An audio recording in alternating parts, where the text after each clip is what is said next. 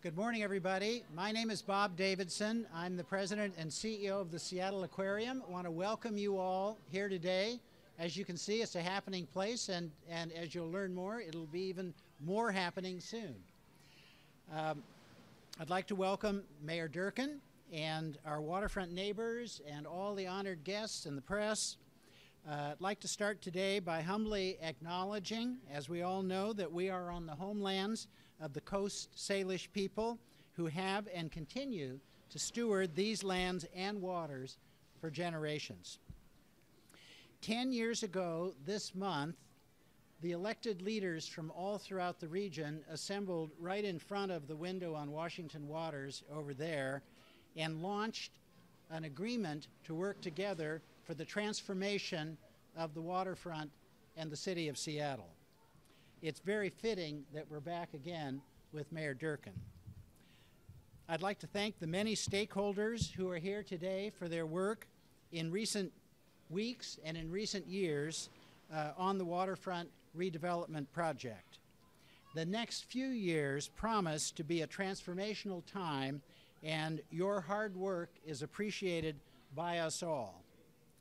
The Waterfront for All represents a visionary investment by the citizens of Seattle, of Washington State, of King County, and the Port of Seattle.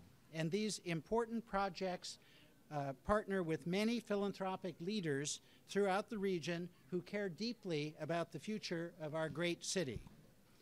The connections to be made between the Pike Place Market, the Overlook Walk, the new Ocean Pavilion for the aquarium will be historic for our city and will be an incredible asset for our regional economy, environment, and quality of life. Needless to say, we here at the aquarium are thrilled.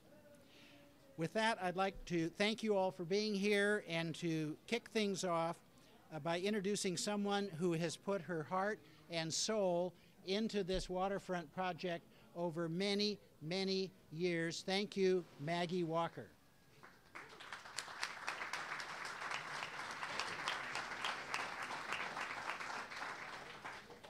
So this is an incredible opportunity for me to say thank you to everybody who worked on this project and all the citizens of this city who have supported and given us input about what it should be. I am confident that this is going to be one of the most important things that our generation provides for this city, and that's why I've spent the last 10 years working on it. And we've been through a lot together as a team, but this is worth it. And I just want to say thank you to the team who brought us through. They knew who they are on the city. They've been with us the whole way, believe it or not. And that is the secret of our success. We have been attentive to what we wanted to accomplish, and we have been persuasive. So I'm so excited today. It's a very emotional moment for me. I'm past the age of retirement now, so I feel like, oh boy, but we still have work to do, and we're going to do it. But I want to thank in particular Heidi Hughes, who's the executive director of the Friends of Waterfront Seattle, has been with us for about 6 or 7 years, working her heart out. I want to thank Pike Place Market folks. I want to thank the aquarium folks, the historic waterfront folks, and the Pike Place Alliance. They worked with us for the last 10 years to make this project happen in its entirety. It is with great honor and excitement that I also want to present to our mayor, Mayor Jenny Durkan, a medal, because I think she deserves our thanks for seeing this through. We've been through a few mayors, folks, and Jenny put us over the top, and I think she deserves a huge thank you for putting us over the top. Says excellent human. Thank you. Thank you so much, Maggie, and thank you for everyone being here. Thank you, Bob, for letting us be at the aquarium. I can't think of a better place to be and a better time to do it. The voices of those children are why we are here. This will be transformative for Seattle. Mark my words, Every one of you is at the equivalent of the groundbreaking for the Space Needle. This is a time in Seattle history when we are remaking the city in a way that people cannot even begin to fathom. But when it is done, they will be amazed. I also want to thank a number of people, including everyone who is, not just Maggie, but everyone in Waterfront for All. Brian Surratt, who's here, Marshall Foster, and all his team who worked on this so hard, the Department of Parks, Thatcher Bailey, I could go on. You know, the Pike Place, Pine Street, the improvements that's going to happen under this, just be thinking of the overlook wall. When this viaduct is torn down, I have said it before, but I will say it again, there will be a collective gasp in this city to see the reality of what this city is like without that freeway separating us from our heart and soul, the waters of Puget Sound. And I believe if anyone's been to San Francisco and the Embarcadero, how that waterfront has been remade since that viaduct came down in an earthquake is phenomenal. And Seattle will even be better because look out these windows, we're already better. But it will take some time. I know we're going to get to it later, but with this amazing thing, we know also comes pain. With everything that gain comes a lot of pain that we'll be talking about. It is incredibly rare that a city has the chance to take on a project in a built environment like ours that will totally transform that city, its outlook, its feel, and what it is giving to the generations of the future. When this project is finished, I think that this waterfront will not only rival the High Line in New York or Stanley Park or the waterfront on the lake in Zurich. It will be one of the global destinations that everybody talks about. And they do it because we're going to do it right. It's why it is such an historic day to show that this waterfront is not just for the homeowners who live here and for the people and the tourists that come. This is a waterfront for all, and I have to thank all those people who have worked over the years to make sure that it lives up to that vision. Everyone from the Downtown Seattle Association to the Aquarium to Pike Place Market to literally the hundreds of people throughout this city in every neighborhood asking, what do you want for your city on the waterfront? To help build this, it is an amazing thing that the overall amount that the Friends of the Waterfront has agreed to contribute over $110 million. The state is contributing over $193 million. Through the local improvement district, the downtown property owners will be contributing over $160 million, and the city's contribution will be right around $248 million. So over $700 million committed to this project. The people of Seattle will be contributing roughly a third of that amount. The local improvement district has been a really key part of this, and I want to thank the people who have been working so hard to make sure that we got an agreement that fit with what the needs of the Seattle city. Also made sure that we protected those homeowners and commercial districts, that they would pay their fair share. The typical downtown condo with the LID will pay about $7 a month, or $84 a year over 20 years. In other words, they got 20 years to pay $1,700. The typical commercial property will see an increase of about $3,500 over 20 years. That works out to about $24 a month. For all of them, the investment will be more than worth it. It is going to be remarkable because not only will the viaduct and that scar that separates us from our waterfront be gone, the noise will be gone. The Pike Place Market will be connected through the Overwalk. There'll be a 20-acre park in the heart of the city. Through all this process, we have really tried to engage as a city. We've talked to over 17,000 individuals since 2011, and the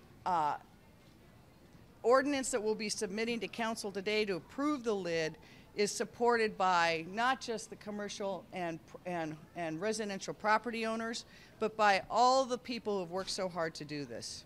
Again, I want to thank the Pike Place Market, the Aquarium, the Alliance for Pioneer Square. Former Mayor Charles Royer, I don't know if he made it here today.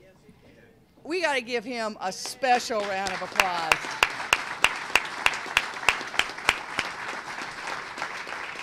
You know, every mayor gets to stand on the shoulders of the mayors who came before, and this mayor has let a lot of people stand on his shoulders for a lot of years, and his vision and his love for this city has never quit, and he continually pushed and had the vision for this waterfront. So Charlie, thanks for all you've done for the city, and thanks for this.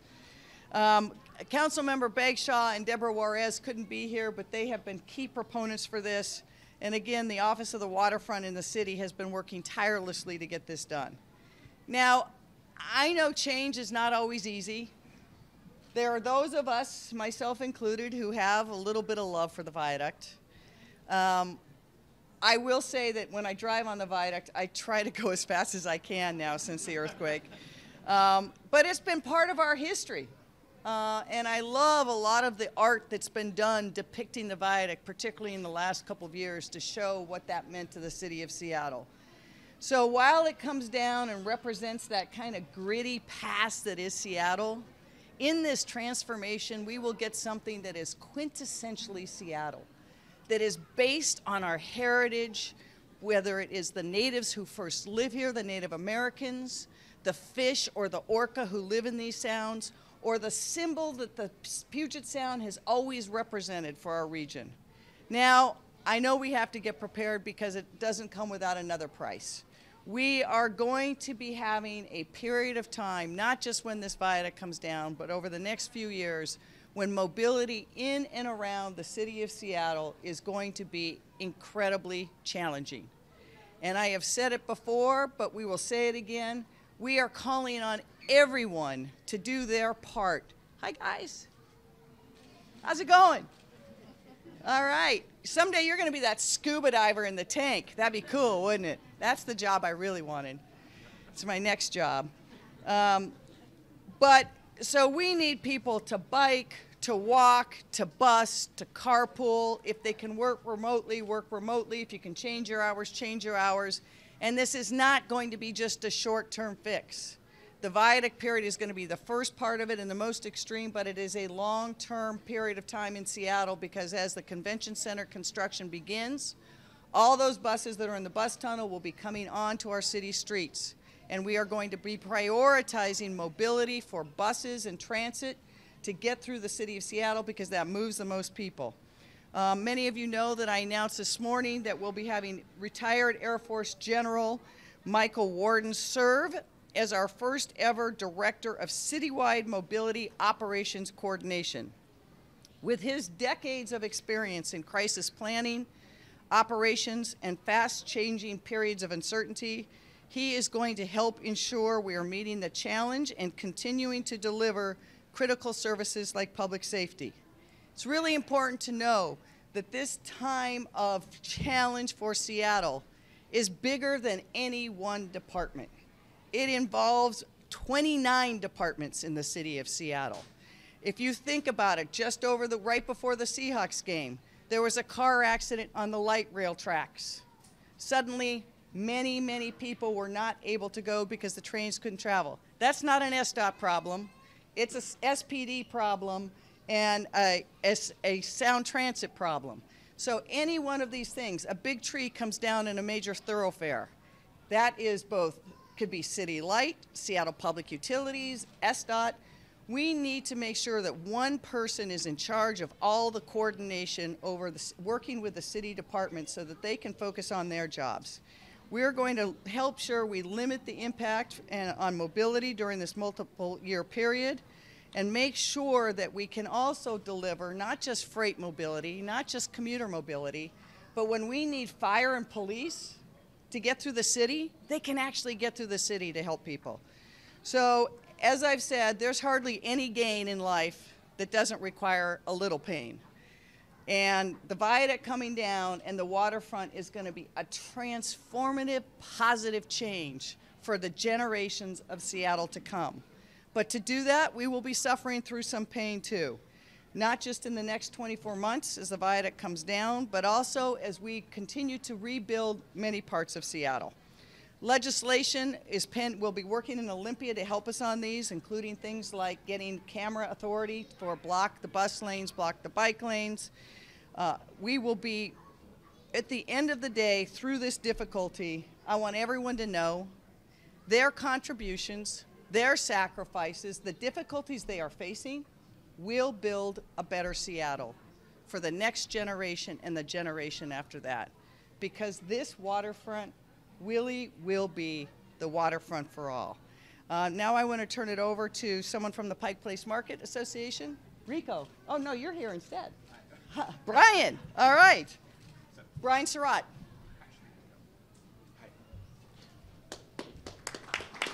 Thank you, Mayor. Thank you, Mayor Durkan. So my name is Rico Kading-Dongo. I'm a civic design leader with DLR Group out of our Seattle office, and I'm also the Pike Place Market PDA Council Chair. I'm a youngin' to this group. I've only had the good fortune of being able to be involved in the effort for the last 5 years. It's been at least 10 years in the making, certainly more than that. As a young architect back in 1999, I had to leave the city for 3 years, which was incredibly painful for me because I saw transformation happening here on a large scale, on a civic scale. The investment with light rail, a new civic library downtown, and I thought I was going to miss out. Little did I know, coming back 3 years later, how much more, how much more there would be to come. So whether what's happening with Seattle Center Arena and transformation of so many things there, the heart of the city, both at Seattle Center and at Pike Place Market, we're just getting started, and it's extremely exciting. Things that come to my mind: history, commitment, and community. We're looking at the strong foundation that we have, all of the things that we have done to build Seattle to be the great international city that we are, and we're taking it to that next step forward. People do not, it's very interesting, in the world of construction, people don't get excited until they start seeing stuff happening. When the viaduct comes down starting next week, people are going to get super excited. I think for us at Pike Place Market, it has been really an honor to be in partnership with the city, with the mayor's office, with Office of Waterfront Civic Projects, with Office of Friends of the Waterfront, with the aquarium. Being able to be a part of this large team and to visualize what our future could look like, which is better than what we have today, to remove that barrier that keeps us from the city, that allows us to see better, to allows us to experience better, to allow us to come together better. The PDA, the Pike Place Market, we're very committed to ensuring that what we've started with Market Front and that new placemaking, that it's the first phase of this next experience with Overlook Park, with the Overlook Walk, with a 20-acre park across the city, that will continue to be a part of that change and are very excited about what role we'll be able to play in that. And, you know, it's go time. So thank you so much. Yeah. All right. Thank you, Rico. And for people his last name is spelled Q-U-I-R-O-N-D-O-N-G-O, Kading-Dongo. Is that right? The vision behind this and the community-based placemaking, I think, is unrivaled for any project that we've done in the city of Seattle.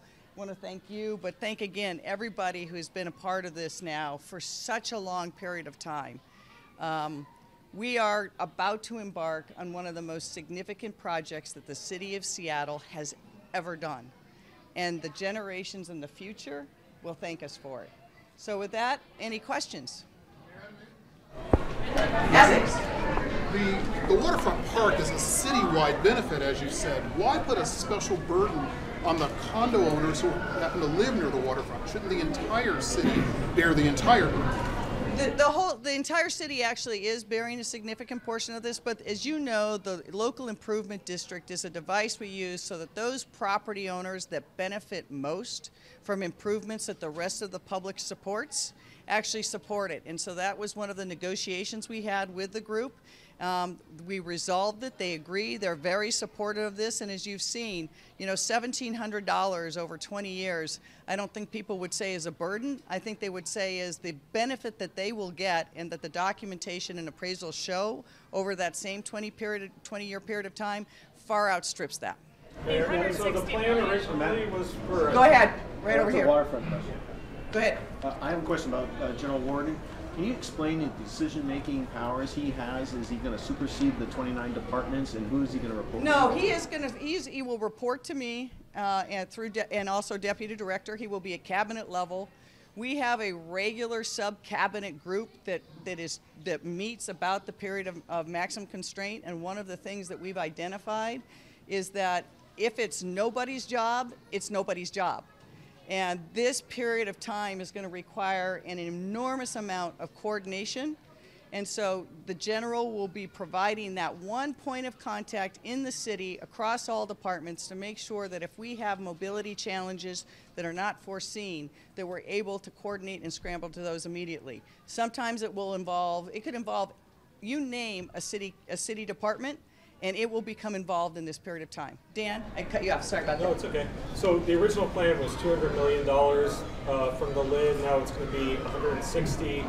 It looks like some of that extra difference is coming from philanthropy, but also city funds. What city funds?